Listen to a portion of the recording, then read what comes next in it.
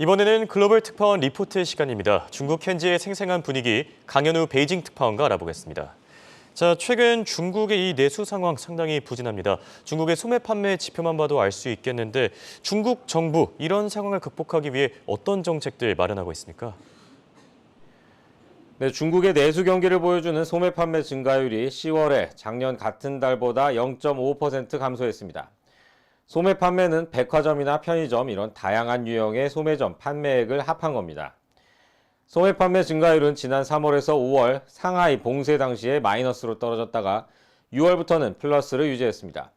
하지만 추세는 8월 5.4%에서 9월 2.5%, 10월 마이너스 0.5%로 내려가고 있습니다. 10월에는 시진핑 주석의 사면임을 결정한 공산당 당대회가 있었습니다. 이를 앞두고 코로나가 확산하다가 고강도 방역을 한 바 있는데요.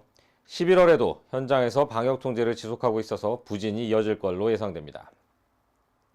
중국은 경제의 발목을 잡아온 두 가지 요인인 부동산과 제로 코로나에 관해 상당히 전향적인 대책을 내놨습니다.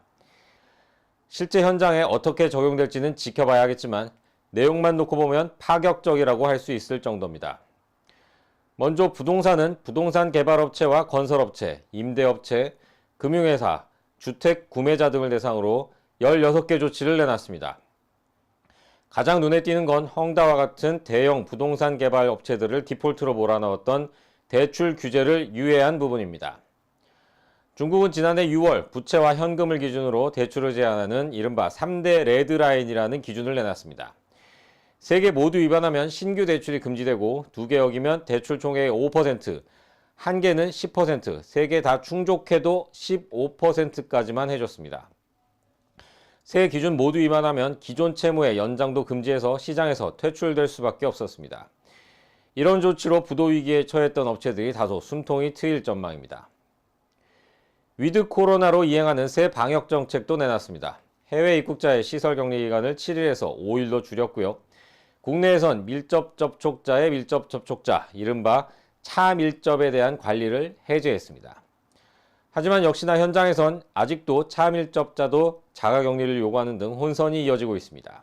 제로 코로나는 시진핑 주석의 사면임을 위한 수단 성격이 강했습니다. 시 주석이 사면임을 확정한 만큼 감염자가 다소 늘어나더라도 방향은 위드 코로나로 갈 것으로 예상됩니다. 또 중국 경제의 30%를 차지하는 부동산 지원도 확대될 것이란 관측입니다. 지금까지 베이징에서 한국경제신문 강현우입니다. 고맙습니다.